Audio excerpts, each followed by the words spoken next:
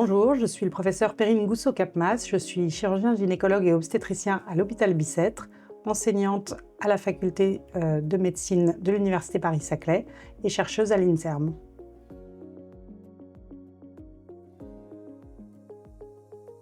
Il y a le problème des règles douloureuses et le problème des règles hémorragiques. Donc les femmes ont leurs règles, ça c'est pas vraiment un problème, normalement c'est assez physiologique, mais c'est devenu un problème parce qu'on n'arrive pas à en parler, parce que ça reste un sujet assez secret.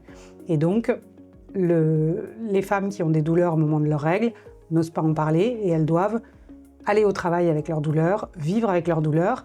Et à quoi ça conduit? Ça conduit finalement à des femmes qui sont moins disponibles pour effectuer leurs tâches, moins disponibles pour être auprès des patients, pour être empathiques.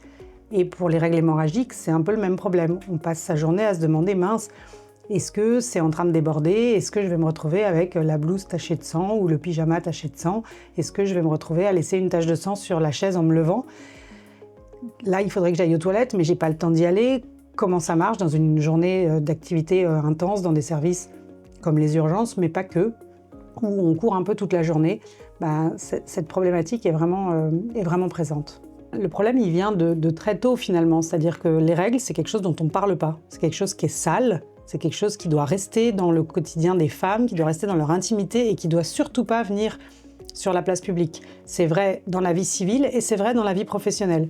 On n'a pas de problème à dire qu'on quitte une réunion 2 minutes parce qu'on doit aller aux toilettes, mais dans l'inconscient collectif, aller aux toilettes, ça ne veut pas du tout dire aller changer un tampon, ça ne veut pas du tout dire aller gérer un problème de règles. Et ça, c'est un vrai problème parce que ça empêche les éventuelles avancées, ça empêche les femmes d'en parler.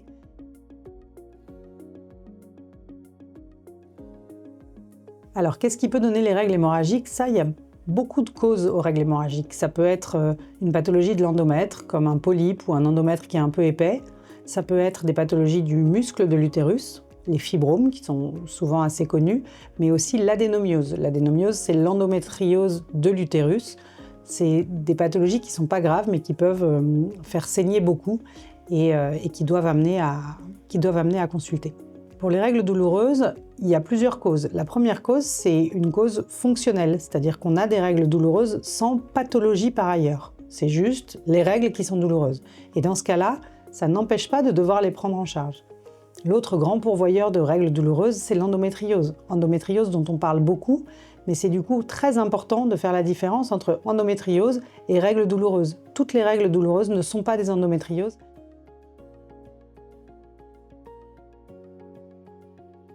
Le conseil, c'est vraiment de ne pas hésiter à consulter. C'est pas normal d'avoir mal pendant ces règles et c'est pas normal de saigner très abondamment. Normalement, le volume des règles, on doit pouvoir le gérer en changeant de protection 3 fois dans la journée, plus 1 ou 2 fois la nuit. Mais globalement, ça ne doit pas dépasser ça. De la même manière, avoir des douleurs au moment des règles, si c'est un petit tiraillement, c'est acceptable. Maintenant, si c'est des vraies douleurs, il n'y a pas de raison. C'est pas normal et on a des traitements. On a des traitements médicaux. Alors, certains sont un peu réfractaires à prendre des hormones, mais il n'y a pas que des traitements hormonaux. Il y a aussi des traitements médicaux non hormonaux et puis des traitements chirurgicaux. Mais en tout cas, on peut faire quelque chose, que ce soit contre les règles douloureuses ou contre les règles hémorragiques. Après, il y a la question de la prévention auprès des managers. La question de la prévention auprès des managers, elle est compliquée. Elle est compliquée parce qu'il y a eu ce débat sur le congé menstruel. Ça commence, il y a quelques entreprises qui proposent ce congé menstruel. Maintenant, est-ce que sans forcément passer au congé menstruel, on peut juste ne pas blâmer quelqu'un qui va avoir un peu d'absentéisme, peut-être 1 jour par mois? Et est-ce que le plus simple, ce serait pas de pouvoir en parler avec elle, de pouvoir la laisser nous dire que oui, elle a des règles extrêmement douloureuses et que donc 1 jour par mois, elle aura un arrêt de travail? Est-ce que c'est grave? Et finalement, est-ce qu'on ne peut pas accepter ça ponctuellement? Et puis après, pour les professionnels soignants, c'est compliqué, mais pour les administratifs, il y a aussi toujours l'option d'autoriser des journées de télétravail dans ces périodes-là.